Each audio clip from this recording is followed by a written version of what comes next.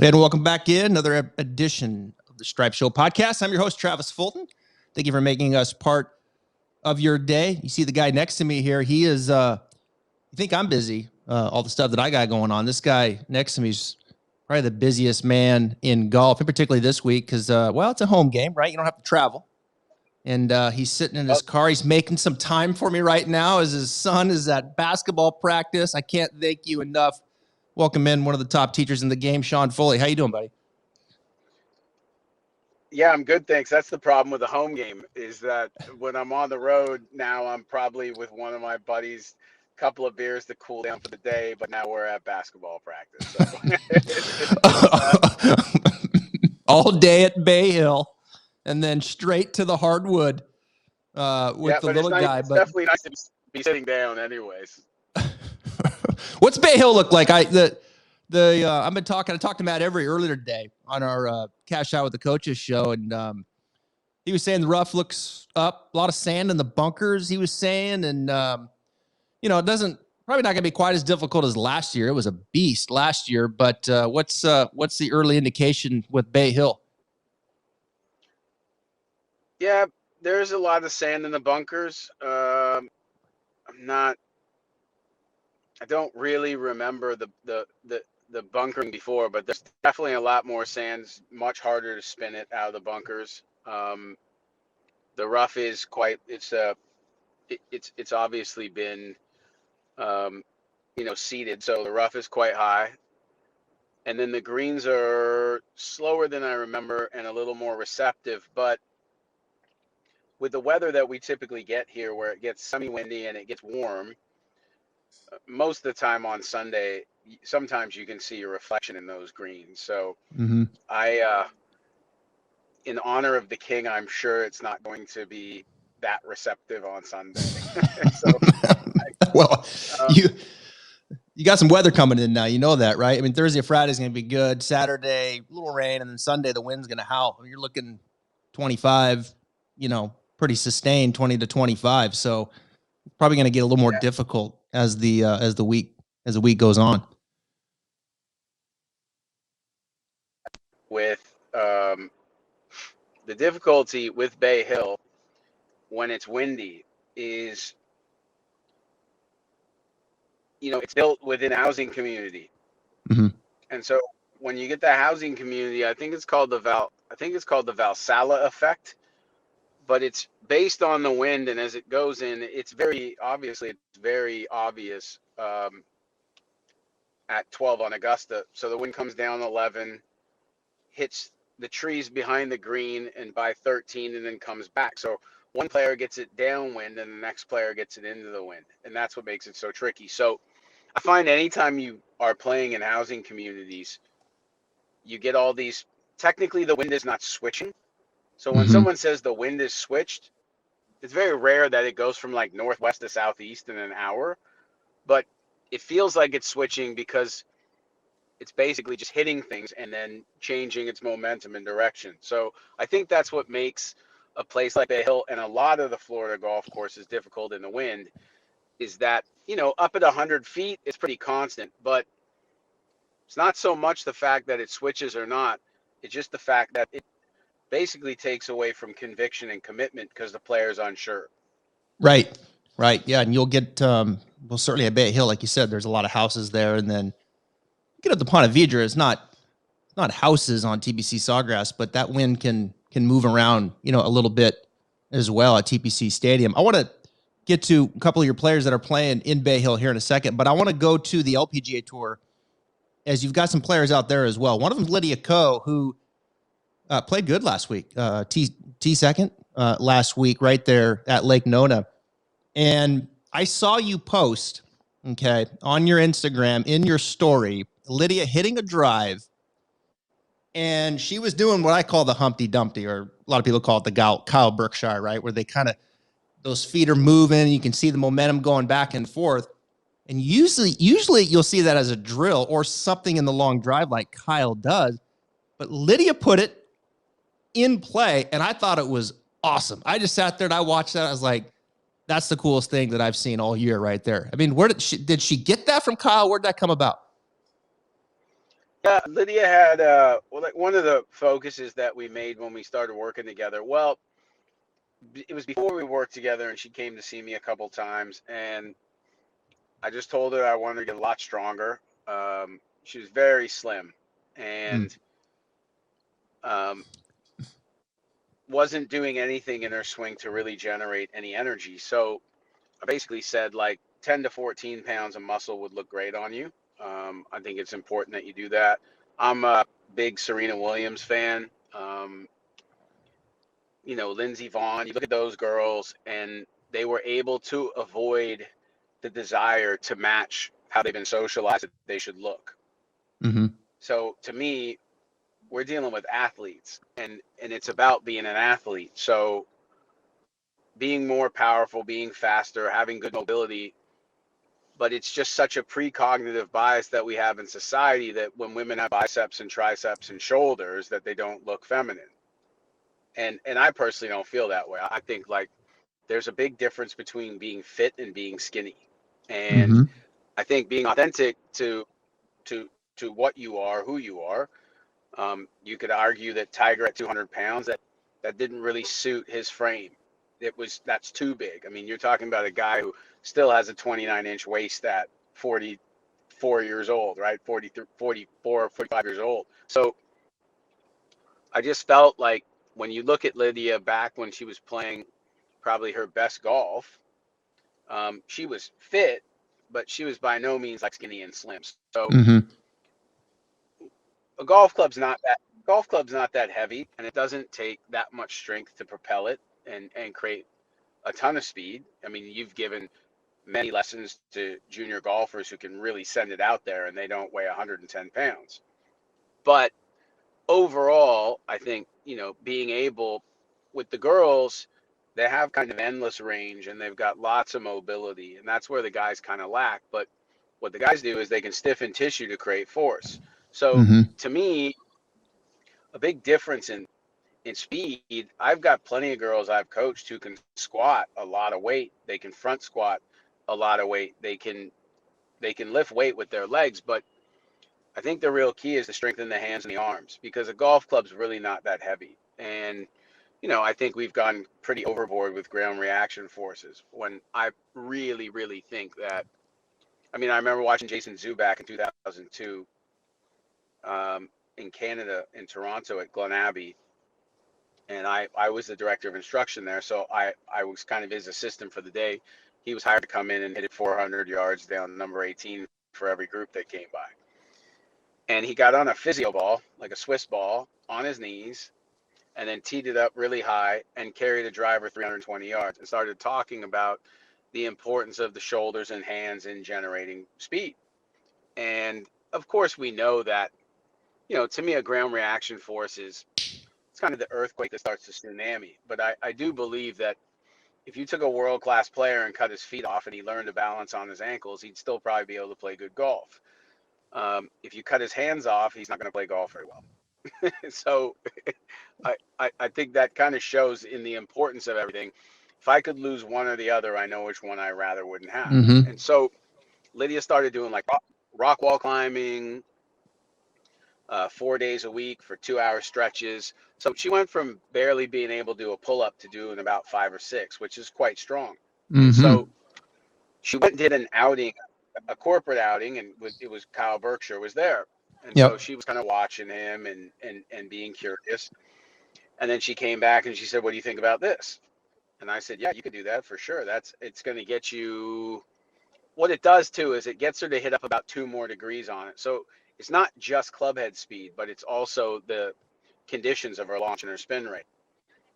So when she does it, she gets up to around 17 at 2,000, which just goes miles for anyone. And I think TaylorMade said the magic number is 17-degree launch at 1,700 spin. So she pulls it out on par fives, and when she's done wind, and then she kept practicing it and practicing it and practicing it and practicing it, and then she just started using it on the course. And the reason I posted that is because I just think there's such a great amount of courage Yeah. that it takes to do that when it matters. And the thing about the word courage is it comes from the Greek word, which means kura, and kura means wholehearted. So wholehearted meaning like your love for the game. And that to me has to trump like my love for money and my love for trophies. Because we all started, I don't know about you, but I started paying to play golf. And now I'm around a lot of people who get paid to play golf and they're pretty miserable from it. So it's funny how we paid for the, we and you've been around enough to understand that. So Uh, I just thought that I have at tournaments that I'm not at, because I've met so many young coaches around the country, I have what I call spies. And so if I can't be there, that doesn't mean that I'm not going to get videos on my players all day. So yeah. my spies go out there. And so that was from one of my spies. Okay. So let me ask you this. So Lydia is a curious mind, right? And she has, really for the last couple years, I mean, she has moved around a little bit, different teachers, different ideas. It sounds like, Sean, and correct me if I'm wrong, before she did started working with you, she was in pretty tough shape there. Like, I think she was perhaps caught in between. She wasn't playing very good golf, and really in a low spot for her, with her game and where she was going to go. You've been around a long time. You've worked with a lot of players. You know that can happen, right? People can start to move around, get a lot of different ideas, and pretty soon you just kind of lose your DNA a little bit of who you are. And we know Lydia Ko is a wonderful player, right? I mean, she's had a lot of success, and it's just kind of letting that kind of flourish. And like as she's starting to do now under your tutelage, certainly a great week last week, and she looks confident as she's moving forward. So when you started with her, was that your sense that she had a lot of thoughts going on? She was in a very vulnerable position where, geez, I am not playing great golf. I do this for a living. Perhaps I'm a little bit scared. Where do I go next? At what depth was she at when she kind of came to you?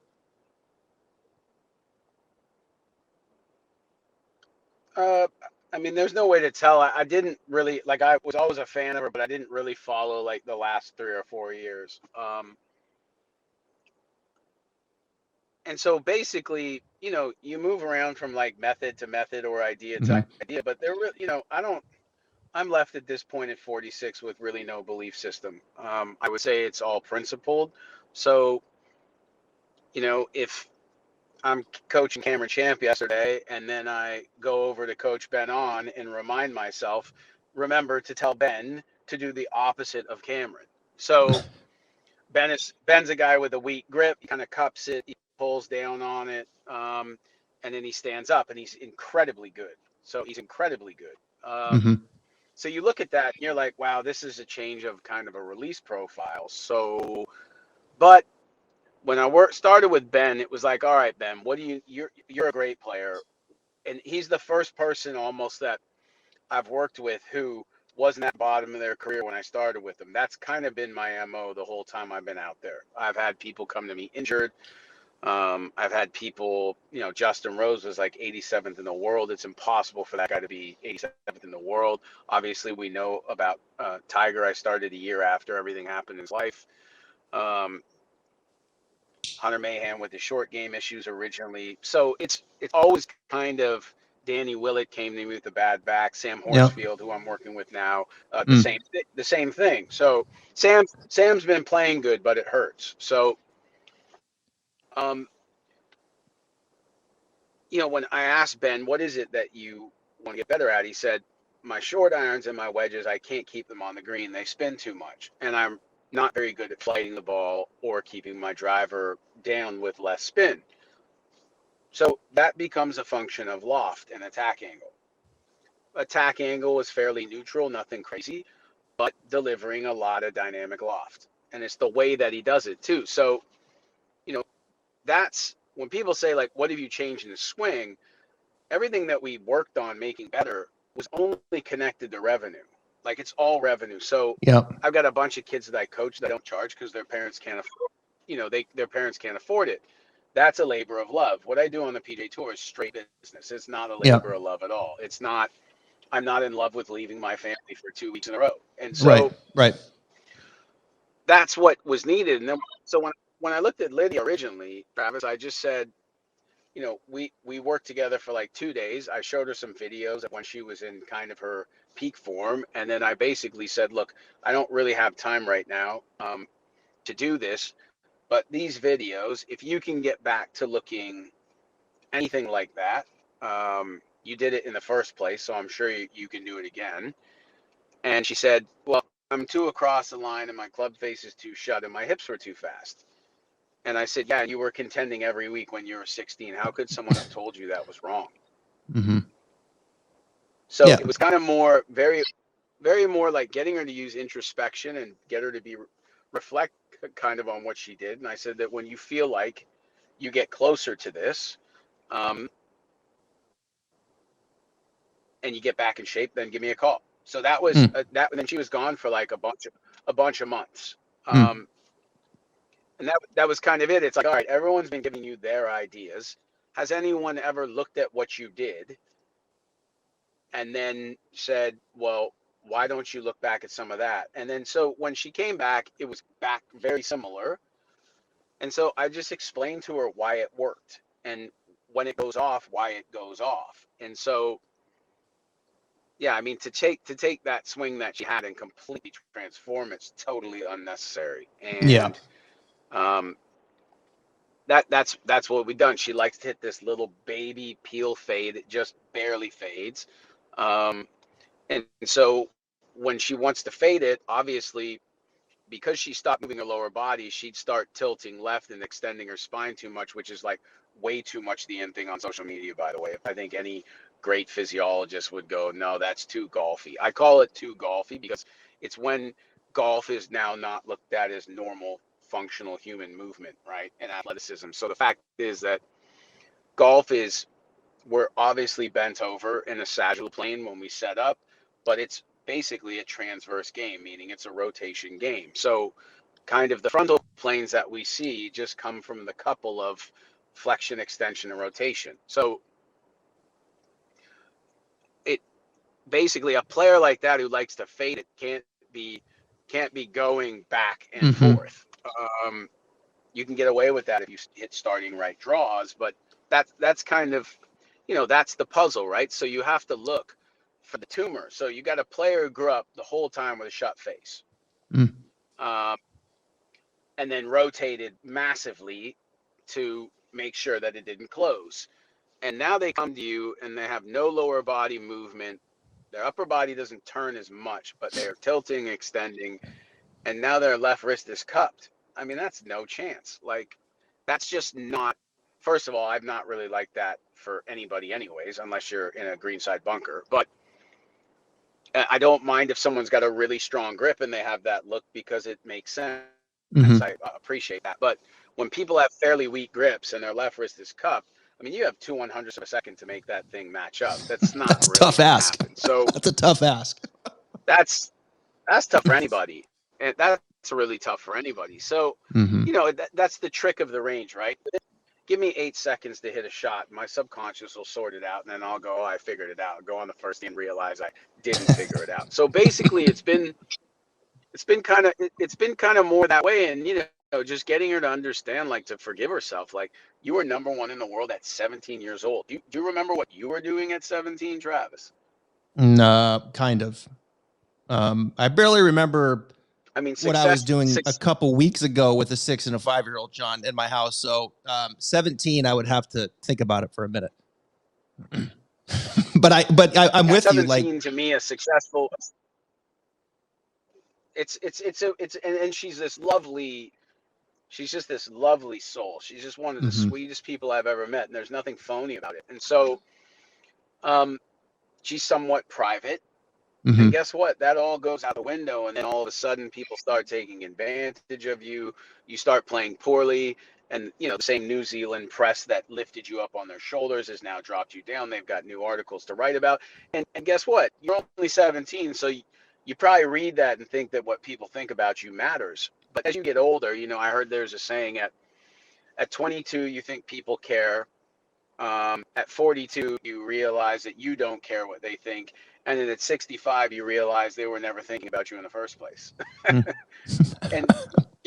so it's been about 15% technique Hmm. and like 85% mentorship. And that's it. That, that's really, that to me is really what a lot of players need. And that's why I Yeah. think as coaches, our skill set and our philosophies and our understanding have to be able to encroach everything from physiology to geometry to physics to kinetics, but also to neuroscience, philosophy, and those things as well. So it's like I said, when I've had all my players come to me, most of them have been at the bottom of their career. So not only are Yeah. you adopting bad technique and bad understanding, but also poor self-esteem and poor mindsets. So it's and I love it. I feel like it's like being a Sherpa on Mount Everest. So even Sherpas are going to get frostbite, and I think that that's the climb to me is like so significant, and then you get to the summit and you're like, eh. Yeah. So I guess there's something sick in me that I enjoy Well, doing that. well, I've known you for a while. I've always kind of thought that you enjoy the grind. I don't like. I'm not sure you ever want to get to the top, right? Because then you just keep. Then you and it's over. Like you want to have that satisfaction when Justin Rose wins the U.S. Open and Hunter Mayhem wins the WGC, and like that feels good, right? Like those Tiger wins 5 times with you, like those that you got to have that. But at the end of the day, we're kind of wired the same way, like that grind and continuing to get up every day and try to move the needle the right way and build something and really help. I think in Lydia's case, and again, I was kind of speculating a little bit. I just, the people that I know and listen to, when she got with you, like there was some confusion, right? And like, where do I go now? Because I've kind of worked myself a little bit into a hole here and I need some guidance. And as you said, some mentorship. And perhaps that maybe hit her differently, Sean, because she may have been thinking, gosh, I thought he was going to rechange my entire swing. But yet you're like, look, let's get back to what you used to do really well. And here's, starting with your physique and getting stronger and then creating that right mentorship and direction. All of a sudden she's starting to flourish again. So it's really interesting to talk just the coaching aspect, not technique, but just listen to you and the guys that do it out there, the coaching and the real raw, authentic things that happen between player and coach, especially in the beginning stages when the player is coming to you, like you said, kind of a bit broken, right? They need help. I do this for a living, and that's a big responsibility. And you've done a good job with that, and it'll be fun to follow Lydia. And I just love when I saw that. I don't know what it was, Sean. When I saw her hit that shot, I just thought to myself, Lydia Ko is going the right way. Like she just looked kind of like she did when she was younger. And the fact that she put that in play was like, that's the furthest thing from technique. I'm gonna hit this ball with some serious speed. Watch this. You know what I'm saying? It was kind of all encompassing for me because I love Lydia. I think the LPG Tour needs her. And when I saw that, I was like, damn. She was like, that's the last person I thought I would ever see that from. And here she is putting it in play. So I thought that was pretty cool. Let me ask you about Justin Rose. You got 4 players, don't you? In Bay Hill, you got Justin, you've got Ben On, you've got Cameron Champ, and you've got Danny Willett. Is that right? Yeah. Those are the 4 that are playing in Bay Hill. So you and Justin have been together for a long time and have had great success. He was the number 1 player in the world when he was with you. And I'm just curious, Sean, so this whole COVID thing hit, and it hit at this time last year. Next week, Players Championship, everything shut down after Thursday, and I was out there watching, and things started to come across, and here we are now 1 year later. When they came back in June, Justin down in the Bahamas decided, I'm just going to kind of go about this by myself, which I thought was kind of an interesting move because you guys have been together for so long, had so much success, but now he's kind of back. You're kind of helping him here a little bit again. Is that right? And putting some pieces back together?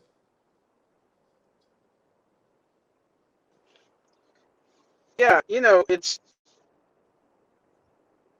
pretty much, Travis. I think that any of us will be lucky enough to have 2 or 3 relationships that last our whole life. And that's not Yeah. even with the people we with. For a lot of people, that could be their family. Um, so you know, basically we weren't really getting it done before it all stopped. anyway. So Mm-hmm. I think at a certain point, it's kind of like, I still feel like I know exactly what works for him, as good as anyone ever will know. But sometimes people just stop hearing each other, and Mm-hmm. I think Rosie got to number. I think we started. He was about 87th, and he hadn't won on tour yet. And then after all that, there was just so much success, and you get to number one in the world, and you're trying to be like you and I are, trying to be a father, manage a family, do this and that. Now, with being number one comes other things, new sponsorships, ideas, like it's all taking time away. And so it gets to a point where you almost become a victim of your own success because time management becomes difficult. And so what you did when you were we were always under the radar. I remember Justin would be third place in the tournament and he wouldn't even be on the notables on the Golf Channel. So we were always able to be really sneaky and not do millions of interviews and all these different things. And then, as he became, I'd say he had about 16 months there where he played golf that was close to like what Tiger had done, 6 wins, 29 top tens and 34 starts at, almost 40 years old. Wow. Against a field of guys. I mean, Victor Hovland and Matt Wolff and Colin Morikawa, Justin Thomas. These guys are tough to beat because these guys just have golf and they maybe have a girlfriend or what have you, but it's not kids, it's not all those things. And so it becomes the total balancing act. And I think that what happens is that like my left ankle and my right knee I've had problems with for a couple of years, and people say, well, what happened? It's just like a casualty of success. I have literally humped more miles on a golf course than anyone in the world in the last 14 years because part of my deal was not just to watch players on the range. I mean, if I got paid on the range, I would be a billionaire already. So it it was doing all the time on the course with players to see what's going on as far as like how do they what happens into the wind, uphill lies, downhill lies, all just everything. How are they Mm-hmm. reacting to shots? Where are they at? And so in doing so, I mean, I pretty much would get to the course at 6 in the morning and get off my feet for the first time at like 8:30 at night. And so I don't think there's any way to do what I did without ending up having knee issues. It's just like Yeah. it's like someone says, basically, how can we get these players to not have lower right side issues in their back? And I'm like, well, if they're not good at golf, then they won't have back issues. It's like you're bending over and you're rotating. There's no way to do that without at some point having, doesn't mean you need to have surgery, but you're going to have some issues. It's like there's not a history of a 100-meter runner who has not pulled both hamstrings. It's just because the hamstring is on the threshold of Mm-hmm. being torn when they're moving at that speed. So it equates that way. So with Rosie, I mean, Rosie's like my little brother, right? I mean, I love the guy. We've had so many great moments, and and I appreciate that he had to do what he had to do, and just realize that um, he wants to spend the last 5 years of his career around people that he loves and cares about, and we're just kind of starting to get back to the kind of the basics of what we always did. So our main focus right now is his setup got all out of whack. And I'm big into posture and big into setup. And I think you have to be because golf is really the only sport where you can choose how you stand. Mm-hmm. Um,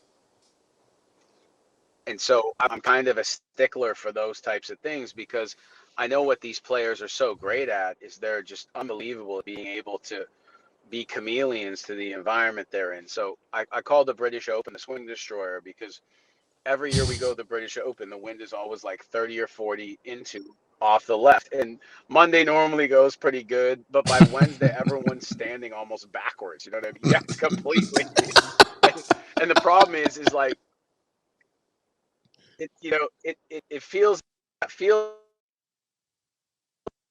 to help, but it actually gets the ball to start more right on the left to right wind, so it's not helpful. So understanding that these people are just super learners in the environment Mm-hmm. that they're in, you have to to be really aware that if they aim right for like 6 days in a row, they'll find a way to get it back online, and they'll just keep aiming more and more right. So they might find a sweet spot where it works out, but they'll just keep going more and more and more one way. And that's why, I mean, I've literally flown across the world. I've flown to China once to see 2 players, and then got there and realized that one was aimed about 20 yards left with the ball too far back in his stance, and the other one was aimed about 20 yards right with the ball too much forward in his stance. And so I made them promise me that I will not ever fly for 27 hours to fix ball position and alignment. But as you know, playing yourself and then Mhm. coaching, I mean, how many times do you pitch up at the lesson tee, and after you do your little, you know, you do your little analysis of what you're looking at. I mean, how many times are people like aiming well for what they intend to do? It's just very rare. It's just super rare. So it doesn't matter if you have a high powered sniper rifle if the sight's wrong. It's just, you still shoot, but it's not going to go where it needs to. So little things like that, they kind of got off a lot. And then we've kind of have a couple old feels that aren't really feels. The players think they're feels, but it's like a real principled aspect. Um, Rosie grew up like emulating Nick Faldo. So, he sets the club early and he gets it a little too open, and then he gets ahead of it, hangs back and squares it. And some of the greatest shots he's ever hit, he's done that. And I don't mind when it's very rare do we see an Instagram post of someone's player on the 17th hole of a tournament with a right to left win, because they hit a great shot, but is by no means sexy in slow motion. So we're just, I think the problem is we've become consumed with vanity, Yeah. um, at that. So Lydia, not really allowed to look at videos. Not a good idea for Justin and Danny Willett to look at videos. It's not really that great idea for any of them, because they can literally hit an unbelievable shot and then see the video and start to question, like, why is that there? I don't like that. I Hmm. don't like that. And it's like, well, you just hit it and twirled it and said it felt amazing, and now you're discrediting the feel that you had because it doesn't look right to you. Do you know what I mean? Like, Yep. that's not a good way to do business. Yeah, we could we could talk about that all day. The idea of player hits a shot, and they look at it and they start picking it apart, right? And in your mind, and where you've set out to go and react in the ball flight, and here's what we want to do, and things are good, and then they start picking it apart, right? And then that use of technology, whether it's the video or maybe it's the numbers from TrackMan, they start to drift, right? They start to go somewhere where you don't want them to go. And that's when the technology starts to, not be effective, right? In the way that you want to use it. And it's a balance. And my question to you is, when it first came out, Sean, like TrackMan and force plates and all this stuff, do you use it the same amount now versus when you first started using it? Or is it a little bit less? Is it a little bit more? Is it, kind of take me through this evolution of technology now, right? 3D video, force plates, launch monitors, right? All this stuff started coming about. Where are you at with it now, and with the use with your players versus maybe when you first got it? Yeah, I mean, I still use it all the time, but like if you're with the same players all the time and then you realize patterns are very consistent, human beings are very automated. Mm-hmm. Not going to see a player who's normally 2 degrees to the right with their path with their irons all of a sudden be 5 left. I think it's important to have it on. I try to have it on each week with my guys just to make sure. But most players, when you see them out there with a TrackMan, they've got, they've got like they're hitting drivers. They have a launch and spin number on the iPad, or they have a carry number. Mm-hmm. Other ones, players like Bryson look more into other numbers. But for the most part, it's normally just for carry distance with most Mm-hmm. players. Yeah. Um, the, I think the thing about some things like 3D and ground reaction forces is we'll see someone's ground reaction forces be a certain way or their 3D be a certain way. But, some of my best friends in the business are people like Dr. Craig Davies, who's one of the great sports chiros in golf. To me, probably my favorite PhD to listen to is obviously Mark Bull, Sasho McKenzie. So the problem with Craig is, Craig basically understands anatomy and physiology better than anyone I've ever met. So we can see that someone's not creating enough torque in their right foot. And so we say, hey, you need to have more torque in your right foot.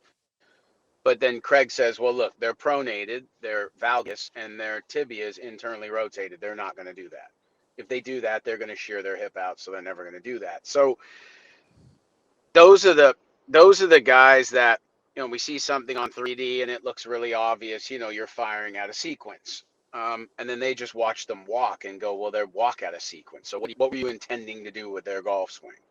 Do you know what I mean? So to me, if I had one tool to use, it would be a TrackMan, because ball flight to me is the key to the game, right? And then the problem with 3D and things like that is that we're hitting into a net off a mat in a studio with a ton of stuff on us, and that's great. I appreciate that.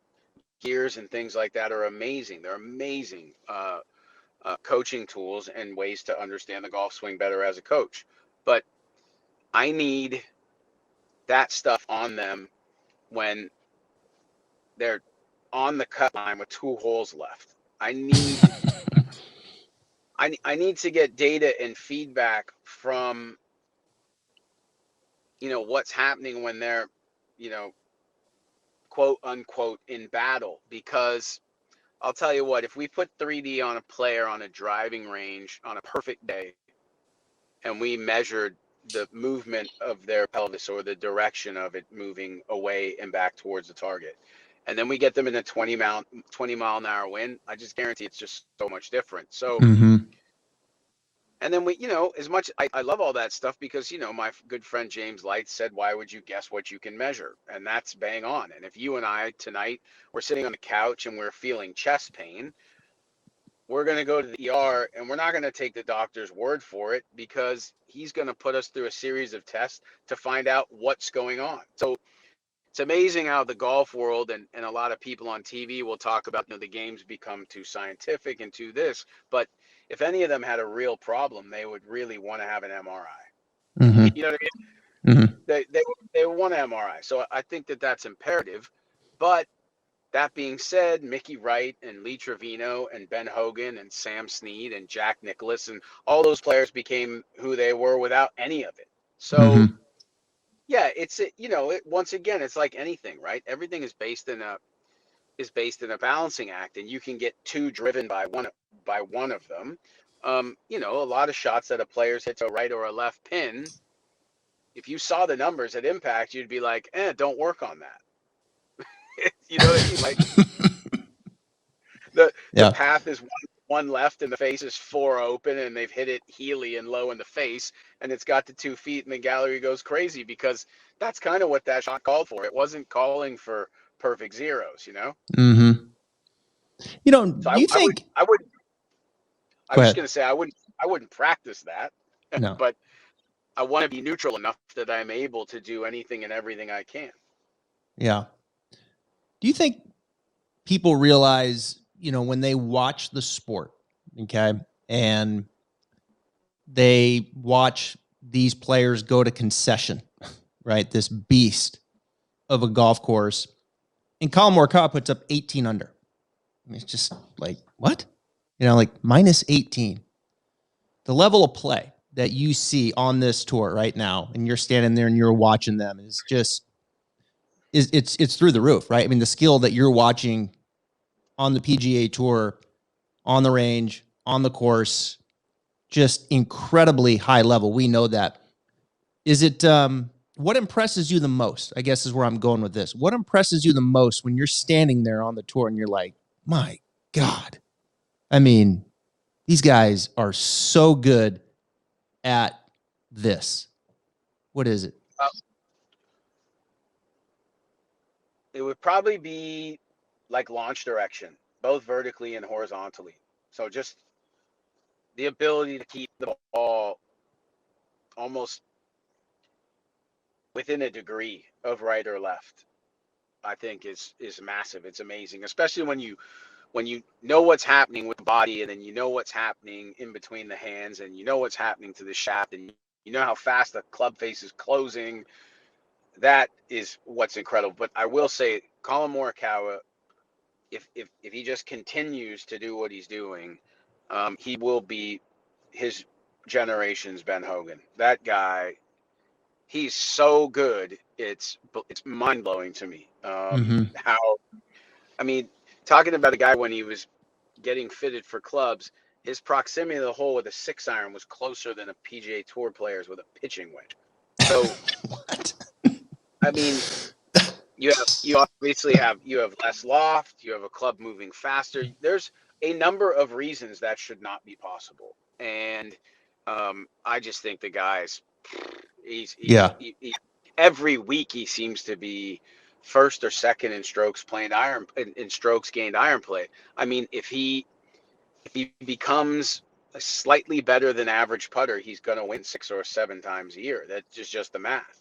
Yep. If he goes plus and 4 putting is what he was last week, those boys are in trouble out there. I mean, because his ball striking is. He'll win every week, and you know, Yeah. he's just really understands himself. His coach Rick Sessinghouse, it's kind of been his mental performance coach the whole time. They've done a great job. Like, Colin knows where it's at, and you're looking at a guy who's basically virtually not changed a swing since he was 11 or 12 years old. He's just got better at it, and there's something to be said about that. You know, like, I did a speech to the Canadian PGA a couple of years ago, and my model was Jim Furyk.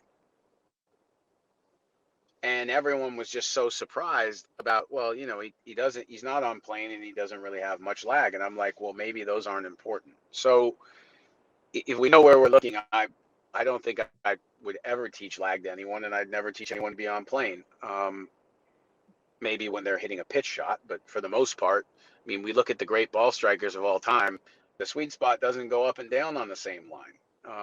It just really doesn't. So I think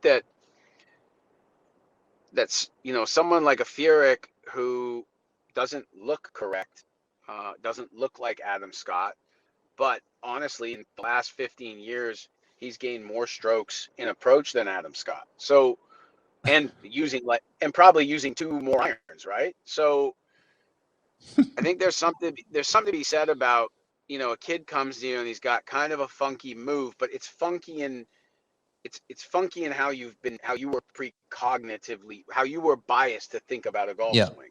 Right. But then you watch it and it's efficient and it's effective. There's something to be said about, say it's inefficient, but the player does it so much that they become efficient at it. It's no longer inefficient. So if it's not hurting them, and they're able to hit every single shot, I mean, obviously the moment of impact is the most important point. But the most important time is transition. So, you know, you'll see these things on Instagram where they'll show a backswing of like the top 5 players in the world, and they look really different. But then you get them when left arm is parallel on the downswing, and they all look really similar, like really similar. You'll see different base positions based on obviously different grips and what have you, but you can say there's 1,000 ways that a swing can look, but there's definitely not 1,000 ways that it can work.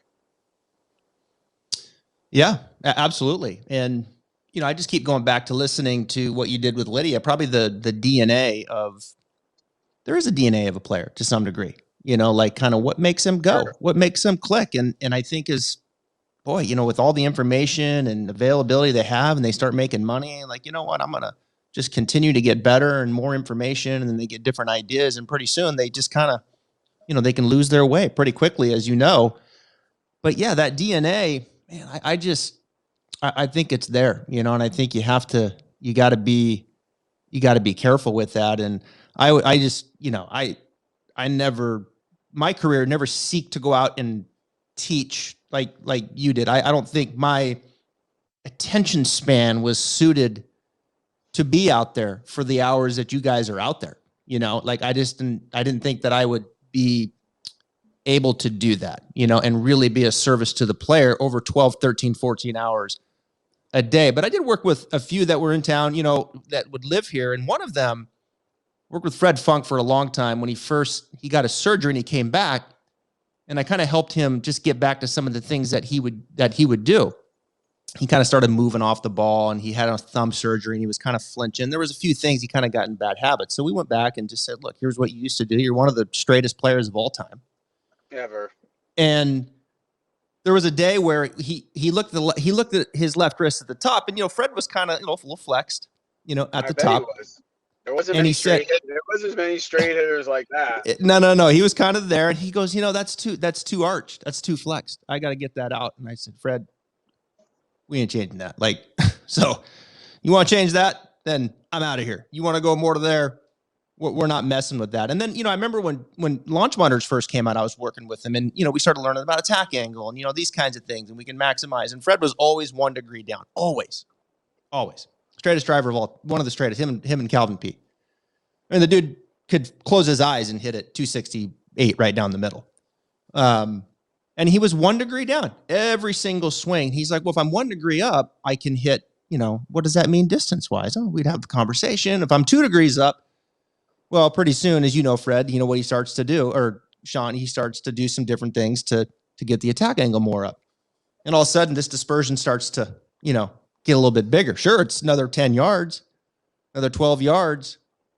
But now all of a sudden, he's got this little block going once in a while and this and that. And so you realize pretty quickly, like, you start messing with that stuff with the straightest driver of all time. And I thought to think to myself, gosh, I'm going to mess up the straightest driver of all time with the driver by trying to take his attack angle from 1 degree down to 2 degree up. But point of the story is like, look, we're not going to change that. He couldn't go out and play with that and play anywhere near the level and consistency that he saw for years and years with the driver. And a lot of it was just predicated, he's flex 1 degree down.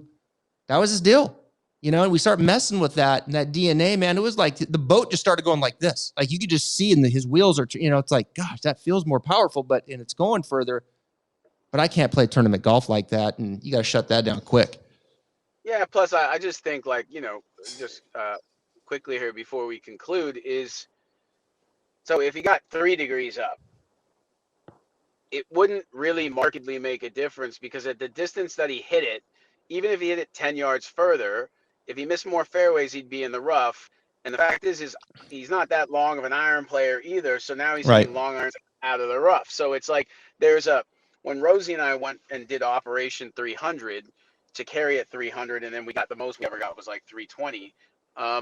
It made sense for him to challenge it to get slightly longer. And we were lucky because the year that we drove it the best, we were 307 at 66% accuracy. And so it made sense to do it like that. But people say to me all the time with Cameron Champ, they're like, he hits 3 down on it. And I'm like, yep, hits 3 down on it. Well, what happens if he hits up on it? Well, it goes 370 in the air. Well, why doesn't he do that? Well, because it goes out of bounds at least half the time.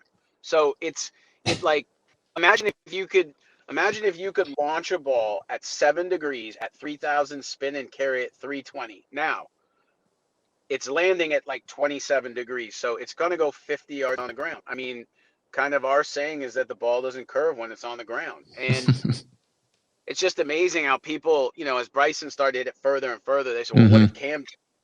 I mean, if Cam was using a 4 degree driver and hitting 10 up on it, it would go, you're starting to get into, I mean, Cameron with a year of conditioning and the right type of stuff, I mean, he'd be a world long drive competitor.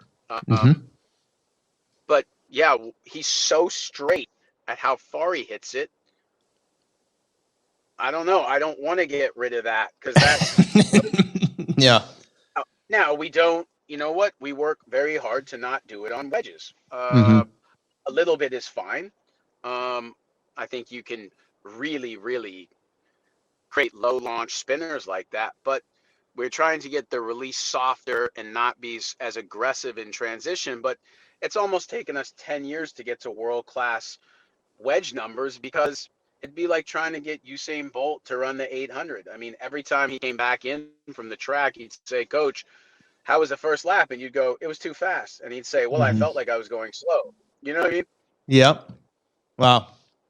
fascinating stuff. Great insight, man. I really appreciate it. And tell Rosie, let's get it going. Right, we need him. You know, I'm a big Rosie fan. You know that. And I had dinner with him actually, like 4 years ago at this event.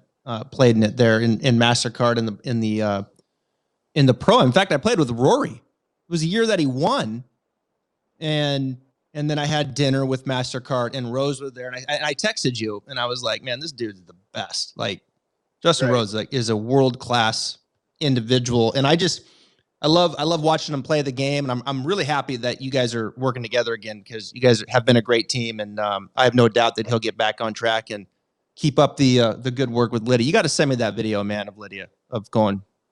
I got a bunch. I got tons of stuff. Yeah. Okay. All right. I appreciate it, Sean. Hey, have fun this week. Enjoy the home game, and I'll probably see you up at TPC next week.